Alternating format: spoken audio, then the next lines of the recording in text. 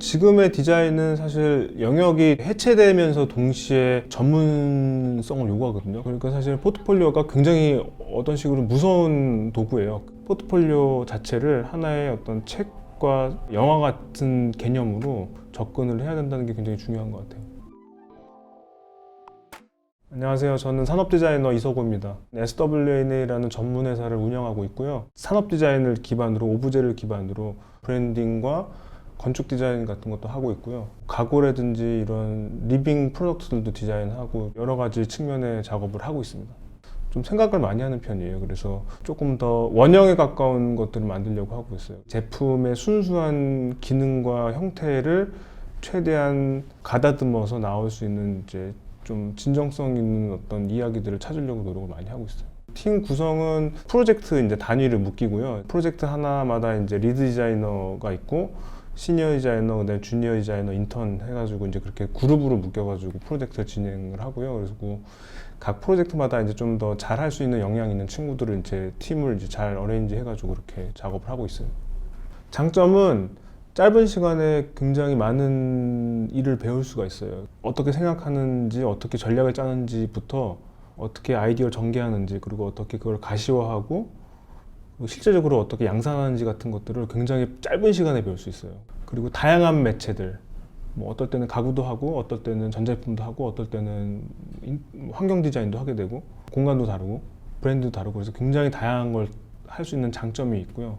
단점으로는 또 너무 이렇게 다양한 걸 하다 보니까 뭐 하나에 집중하기가 어려운 경우가 많이 있어요. 좀 더 깊숙하게 하나에 대해서 생각할 수 있는 시간이 필요한데 그런 시간이 어떤 거는 굉장히 짧거든요. 그래서 이제 그런 것들에 대해서 좀 고충을 많이 겪어서 이제 저희 같은 경우에도 이제 최대한 프로젝트 기간을 클라이언트와 협의를 해서 생각할 수 있는 시간들을 많이 확보를 해서 조금 더 그런 부분을 보완하려고 애를 많이 쓰고 있어요.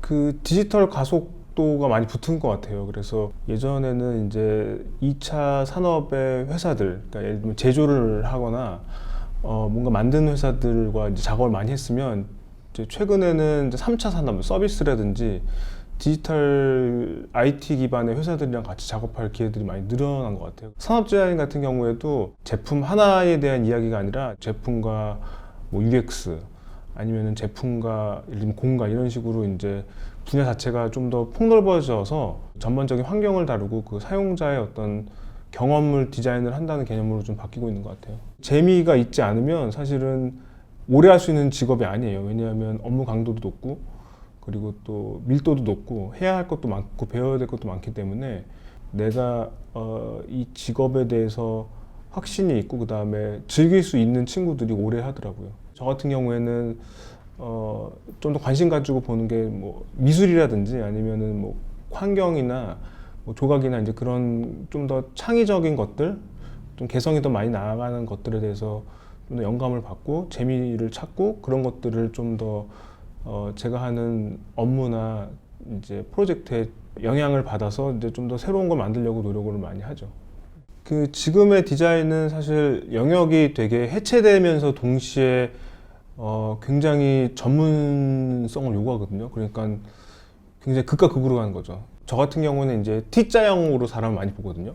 내가 얼마나 그 특정 분야에 깊이 있게 공부를 하고 경험을 쌓고 있는지, 그리고 그거와 별개로 다른 데에 얼마나 관심이 많이 있는지. 예를 들면 스마트폰 디자인 같은 경우에는 굉장히 그것만의 어떤 전문성이 있어요. 한편으로는 또 그런 디자인을 하는 곳이나 그런 회사들이 조금 더 자유로운 사고를 갖고 있고 좀 더 크리에이티브한 어떤 여러 가지 어떤 인풋들을 받을 수 있는 친구들을 뽑으려고 하고 있죠. 그럼 만약에 그런 거를 유출을 해보면 어떤 그런 IT의 정말 밀도 있는 작업들도 있으면서 동시에 다양한 이제 IT와 연결될 수 있는 다양한 어떤 뭐 공예라든지 뭐 건축이나 공간이나 환경에 대한 것들, 뭐 가구에 대한 것들을 같이 디자인을 잘 할 수 있다고 하면 이 친구는 굉장히 들어와서도 되게 성장을 많이 할 수 있는 그런 여지를 보여줄 수가 있죠.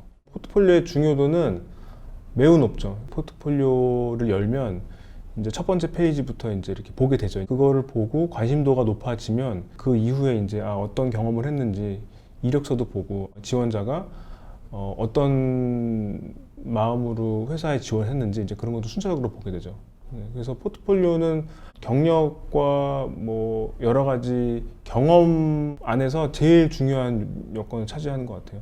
포트폴리오는 철저하게 시각 디자인물이에요. 시각 디자인물은 어떻게 편집되냐에 따라서 그 콘텐츠를 훨씬 더 두세 배 이상 더 효과적으로 보이게 해줄 수 있어요. 좋은 영화 보면은 처음에 기승전결 있잖아요. 포트폴리오도 마찬가지예요. 하나의 어떤 영화라고, 짧은 영화라고 생각을 하고 그 높낮이가 적절해야 돼요. 그래서 어떤 페이지는 스케치를 좀 위주로 보여주고, 또 어떤 페이지는 굉장히 렌더링이 잘 되어 있는 것들, 아니면 사진이 잘 찍은 것들을 보여주고, 어떤 페이지는 또 나의 생각들을 좀 더 자연스럽게, 좀 더 캐주얼하게 보여주는 페이지도 있고, 그렇게 해서 되게 폭넓어야지 좋은 것만 다 집어넣는다고 사실은 그 포트폴리오가 완성이 되는 게 아니거든요. 포트폴리오 자체를 하나의 어떤 책과 소설과 영화 같은 개념으로 접근을 해야 된다는 게 굉장히 중요한 것 같아요.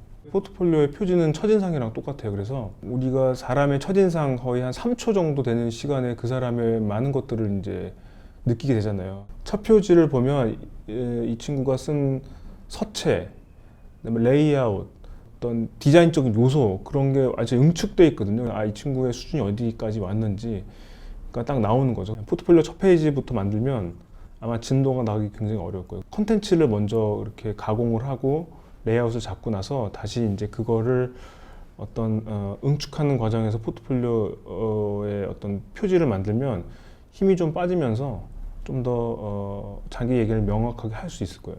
포트폴리오에서 개수나 내용이 어느 정도 돼야 될까라는 질문들을 되게 많이 하는데요. 기본적으로 한 6, 7개에서 한 10개 정도? 그 정도 작업들이 있어야 되는데 그게 다 이제 같은 레벨로 필요하진 않아요. 예를 들면 내가 제일 강조하고 싶은 프로젝트 한두 개 정도는 아주 풀 프로세스로 굉장히 잘 표현을 해주고요. 그리고 뭐 한 두세 개 정도는 스케치를 좀 더 강조한다거나, 어떤 거는 좀 더 렌더링이나 사진을 강조한다거나, 어떤 거는 리서치를 강조한다거나, 그렇게 좀 강조할 것들을 있고, 나머지 한 두세 개 이런 것들은 이제 응축해서 정말 보여줄 것만, 그리고 내가 이런 것도 할 수 있다는 걸 좀 더 보여줄 수 있는 목차에 대한 전략이 필요해요. 그래서 처음에 포트폴리오 만들 때 그냥 앉아서 내가 정리했던 걸 하는 것보다 그 목차를 먼저 리스트업을 해서 개요에 맞게 좀 튜닝을 하고 다시 이제 디자인을 할 것들은 하고 정리를 해서 하나의 이야기가 될 수 있게끔 그렇게 만드는 게 되게 중요해요. 그래서 사실은 포트폴리오는 내가 면접으로 가게끔 해주는 첫 번째 단계거든요. 그래서 다 보여주는 것도 중요한데 나에 대해서 호기심을 갖고 만나게 시게끔 하는 게 되게 중요하거든요. 그래서 뭐 그 기타의 것들은, 더 보여줄 수 있는 것들은 내가 나중에 핸드아웃으로 따로 챙겨간다든지 아니면 같이 얘기하면서 더 많이 보여주고 더 어필할 수 있거든요. 그래서 포트폴리오를 완벽하게 만든다의 개념보다 포트폴리오를 좀 더 호기심이 남는, 여지가 남는 좀 포트폴리오가 되는 게 사실 더 고차원적이긴 하죠. 그러니까 사실 포트폴리오가 굉장히 어떤 식으로 무서운 도구예요. 전 세계 어떤 나라도 내가 취업할 수 있는 굉장히 섬세하고 예민한 이제 나를 알리는 이제 매체가 되는 거죠. 기업 디자이너냐 전문 디자인 회사 디자이너냐에 따라 좀 다르긴 해요. 전문 회사 같은 경우에는 프로젝트가 워낙 다양하고 호흡이 되게 빨라요. 보통 3개월, 짧으면 2개월, 뭐 길면 6개월인데 그 호흡에 맞춰서 프로세스를 가려면 툴은 기본적으로 다룰 줄 알아야 돼요. 스케치를 할 때도 내가 머릿속에 있는 것들을 충분히 표현할 수 있는 능력, 그러니까 잘 그리는 능력이 필요한 게 아니라 잘 표현해낼 수 있는 능력이 중요하고, 학교 다닐 때 툴 자체는 거의 완벽하게 자유롭게 내가 쓸 수 있을 정도로 만들고 와야지 실무에서도 일을 할 수 있다는 거는 그 부분은 되게 중요한 것 같아요. 내가 정말 하고 싶은 분야에 굉장히 밀도 있고 굉장히 연구가 많이 돼 있는 그런 시간의 흔적이 느껴지는 그런 작업들도 있으면서 동시에 좀 다양한 분야 같이 이렇게 있으면 좀 더 풍성할 것 같아요. 그리고 지금의 프로젝트들은 제품뿐만 아니라 공간, 그래픽, 뭐 음악, 영상 되게 엮이는 것들이 되게 많이 있거든요. 조금 더 T자형의 좀 더 깊숙한 어떤 나의 메이저와 폭넓은 어떤 영감이 되는 어떤 활동들을 같이 보여준다고 하면 제일 좋고요. 그리고 제일 중요한 건 그 태도인 것 같아요.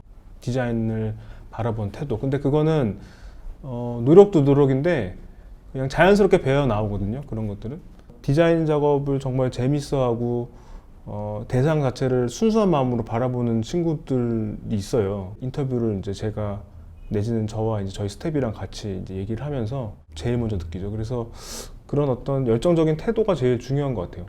전 세계적으로 사실 우리나라 인구가 그렇게 많지 않은 거에 비해서 해외의 여러 가지 전문 회사나 기업이라든지 아니면 스튜디오 이런데 좋은 곳에는 다 한국 사람이 있어요. 그래서 한국의 디자인의 앞날을 굉장히 밝게 보고 있거든요. 자신의 것들을 좀 더 찾아 나가고 그리고 자신의 가치를 좀 더 이렇게 잘 발산시켜서 나가시면 아마 글로벌에서도 인정받고 훌륭하게 활동하는 디자이너들이 많이 나올 거라고 생각이 됩니다.